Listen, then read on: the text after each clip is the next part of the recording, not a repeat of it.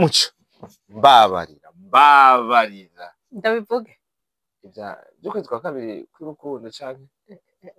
gahoro papa gahoro iyo dose ndayihoze gahoro hariho ibindi bintu bihanze abarundi sinzi ko ari abanyabujumbura gusa canke ari mu ntara zose ibintu by'ishano ya jamais mon ami telefone après ariko guhura n'ico kibazo yaragwaye hama ntiyabimenya abimenya haciye igihe urumva bigira ama complication mu mubiri agira ama operation yitaba Imana biciye muri ivyo nyene Imana imwakire iki kibazo rero iki kibazo c'ishano mu barundi kirateye ubwoba cane gose cane birateye ubwoba le problème ni amasitati tubona abantu bose ubu bashavuye abantu bose birabashikira noneho bishika ku mapoint yose ku bana ku bakuze ku bashaje urumva ku mapoint yose rero usako tubihagurukira kandi rero ikibazo nuko ntituzi ingene twifata nuwo byabaye ko sinzi ko azi ingene yifata urumva abantu bose bafise amasolisho bariko baratanga abandi ngo amatashushe ngo bice bigaruka ibintu bitandukanye sinzi namba kwa muganga babivura ntituzi ubu hariho n'abariko baravuga ibintu bitandukanye yuko ibi bintu tugura mwibarabara bakaranga amagi uduki ko ari byo kwikaranga hariho akahistwa nasomye ku mastatut kavuga umuntu yagiye kugura ikaranga amuha 10,000 uwo muntu w'ikaranga hama uwo muntu w'ikaranga acamubwira ati nta mahera yo gusubiza acamubwira ati yagumane azabwira icyo agufashije Lomé karabandanya imbere burya wa mu mama yaraguriye ikaranga yagarutse amushikura za karanga kubera ikintu nzishikuye burya ngaho hari kwishano rero kubera iki action unkoreye yo kungabira ayo mafaranga biranyase d'après ma histoire ari inyuma y'ivyo bavuga yuko ni biriko biravugwa yuko ahubwo abadandaza imiti ari bo batuma abo bantu babeshe kugira ngo urumva baronke abakiriya mugabo cyose ni ibintu bitagira umutima urumva numva umenga nugutakaza ubuntu buri muri twebwe biriko biraba byinshi kuko umuntu mutazinanye umuntu muhuye umuntu akuguriye ikintu zinga tugura dufungura mwibarabara nibwo buzima bw'abantu bose wowe ukiyumvira ingene umuntu mutazinanye wo muha ikintu kituma umwaka ubuzima numva umenga birateye ubwoba ariko kandi dukwiye gukanura dukwiye kuba maso kumbure sinzi ko dukwiye guheba kuryaho tubonye hose kumbure sinzi ko ufikirahuri aho wicaye ukitwara muri toilette mu kabare kandi rero urazi rero ikibabaje erega hariho n'ababihabwa n'abagenzi babo ugasanga mwasohotse muriko murasangira hanyuma urahagurutse ugiye kwitaba telefone cyangwa ugiye muri toilette bagasigara baragushira wa muntu noneho mwicarana wa muntu musangira wa muntu tonibaza yuko ivyo bikugirira abana muhira turabasiga muri quartier ugataha ugasanga kana karemvye kumbe ngo bamuhaye ishano ubu rero biranateye ubwoba kuko ngo basigaye banabihuha yego naje hari umuntu numvise yuko ubusima ngo ube wabiriye ashobora no gukora ko ngaha canke sinzi ingene babigenza ubu ngo sima kunini no kubifungura none aho binatereye n'ubwoba twiyubare ikibazo rero mfise kwa muganga iyo umuntu agiye kwivuza bigenda gute baramenya ko yari ishano ikibazo nyene nanje aho nyene fise est-ce que umuntu ari censé kwirukira kwa muganga canke ari censé kwirukira muri ya miti kirundi ariko rero biragoye nibaza yuko dukwiye guhabwa umuco n'abasanzwe bakora kwa muganga canke abadandaza iyo miti kirundi kugira ngo kumbura umuntu ashikiwe n'ico kibazo amenye mbega yitura nde ubwa mbere kuko turumva amajambo y'abantu benshi bavuga ngo iyo uri ishano ukagenda kwa muganga ngo ucupfa nibyo none la plupart y'abantu nivyo tuzi nanje nivyo nzi yuko numva ngwaye ishano tugenda kurondera umuti w'ikirundi mba nzi yuko nibampa bavuga ngo unyohe ijya muti uri pharmaceutique ucupa direct ariko rero nibaza ko inyishu kugira ngo kumbure tuve mu kutamenya no mu kwibaza ibintu byinshi no mu kutivuza kubera ko twibaza yuko ataco dufasha kumbure numva umenga ikintu ca mbere twokwihutira ariko uca kurondera abantu basanzwe babikora kwa muganga mbega bigenda gute urwaye byogenda gute hanyuma nibihe bintu umuntu kumbure yonyarukira gukora mu gihe yikeze ko yaririye kuko umenga hari amasento umuntu ya mbere agira hamwe abigushikiye n'igiki ca mbere cyo noneho muco ni byahebe kubera hari n'uribwa mu ndu ubundi acemba ko ishano direct kandi atariryo hariho n'uba yari ikintu kitari ciza kikamugwa nabi mu nda acemba ko ishano direct kubera ari byo bintu bigezweho nibaze yuko turakwiye kuronka umuco eske ningene ukironka ama effet ya mbere abameze gute ukwiye kuyagwanya gute yego mbega ni ryari womenya ko wari ishano atari ingwara yo kwa muganga yes wala ibintu nk'ivyo mugabo ahanini twigunge twikunde basi twikunde kabisa twikingire yego n'umugenzi yego n'umuvukanyi mugabo kakantu ko kumba umengo tuduha protéger kagumane muri wewe ahariho hose kabisa hose muhira no bavuga ngo nabagenzi bacu n'umukozi ashaka kubikora wala uraze yuko hariho umuntu nzi babiriye muhira bose umukozi yabitetse rero n'aba bantu tuza turabwira abakozi ibyo twishakiye witwara buhoro uzi yuko habate kugashe kurya tugende gahoro gahoro reka rero twumvirize kumbure ababifisemo ubumenyi ico batubwira baduhe icyumviro wala muco abo bantu baduhe umuco kabisa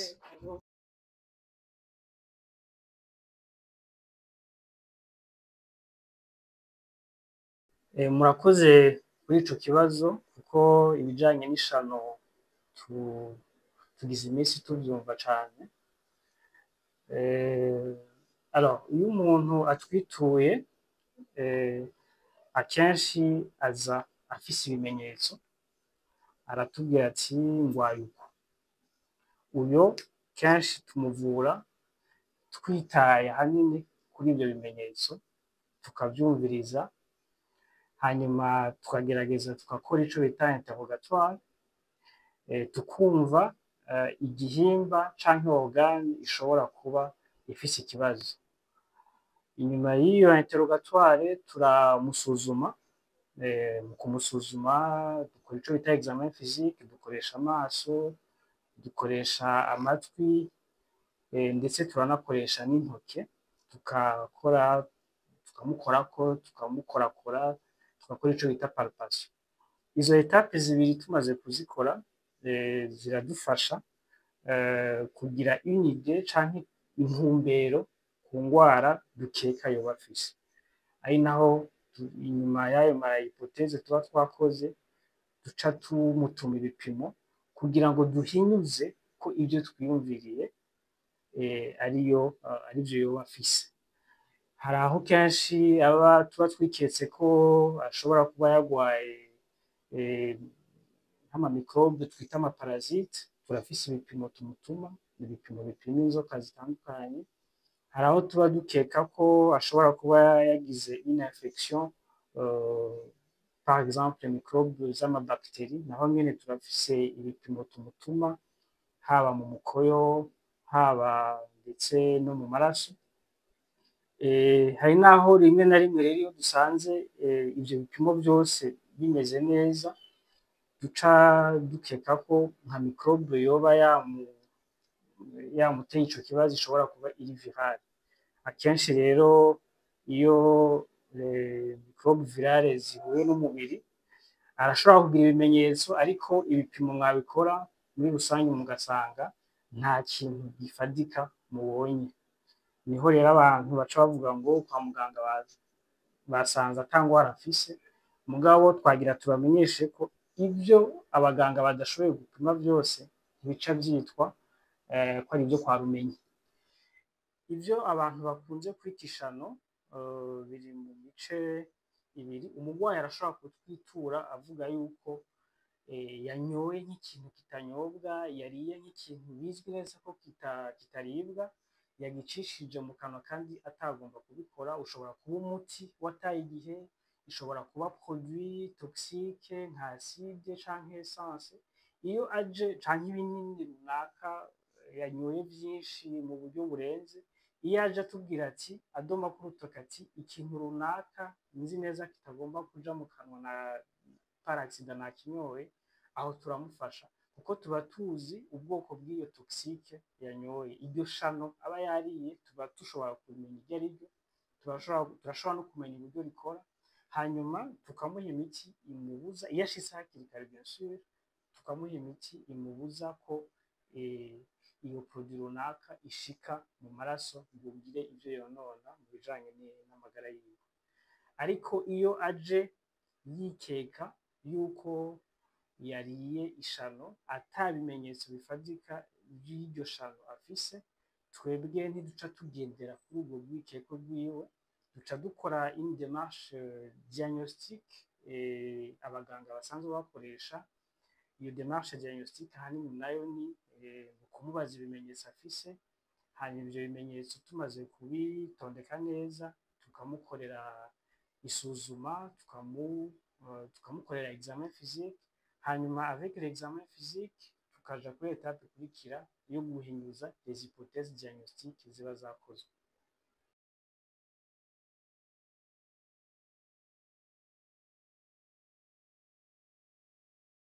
Ego abagwayi baba bafashe imiti y'ikirundi barakunda kutwitura iyo vyabagizeko ingaruka mbi, kuko kenshi imiti batanga usanga ariyo kubarukisha. Iyo bavuze kuruka hari aho usanga ari ukudahwa cane, ari ugucibwamwo cane, kandi ivyo bimenyetso bibiri navyo iyo bidakosowe hakiri kare biragira ingaruka mbi ariyo déshydratation. Déshydratation nayo iragira ingaruka ku bihimba bitandukanye na cane cane amafyigo. Iyo umuntu yagize déshydratation arashobora kugira des complications, notamment ce qu'on appelle l'insuffisance rénale, ni ukuvuga amafyigo agatakaza ubushobozi akononekara, hanyuma bidaciwe bikosorwa hakiri kare ingaruka zirashobora kuba nyinshi. N'abagwayi benshi bamwe batwituye tugasanga amafyigo yabo yononekaye. Iyo baje hakiri kare turabafasha, ariko iyo baje batevye hari aho bigorana, ndetse hariho n'ababipfiramwo bikabagirako ingaruka zikomeye cane.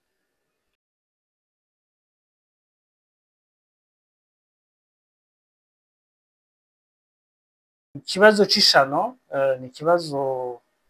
gitanguye kumva mu minsi ya vuba ngaha mu gisagara. Kera vyari bigwiriye mu bantu batize, mu bantu bato bato hariya mu Kirundi, ariko vyaratandukiriye ndetse no mu bantu bitwa ngo barize. Ico bivako sinobasha kugisigura, ariko nobamenyesha ko ibimenyetso vyo kubabara mu nda, ibimenyetso vyo gucibwamwo, kudahwa,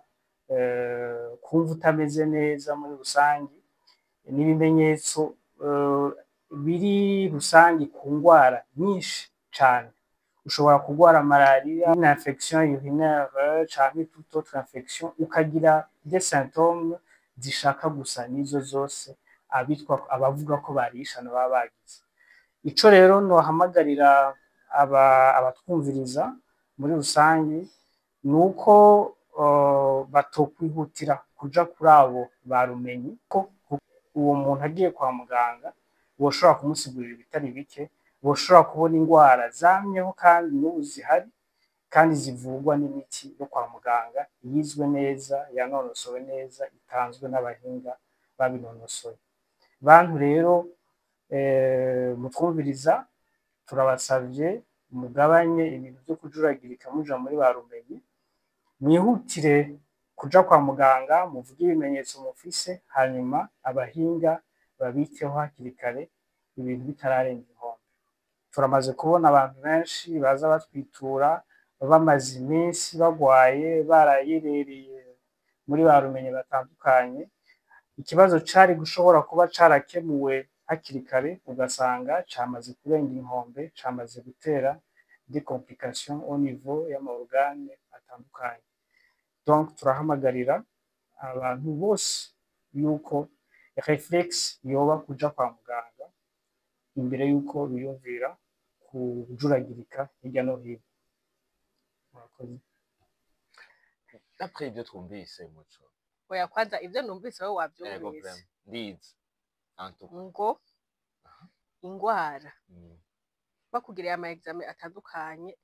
bashobora gukora ngaha mu Burundi, bikanka ntibatore ico urwaye ntibisigura ko ari ishano kandi ntibiri limite ngaha kuko urumva ubushobozi bafise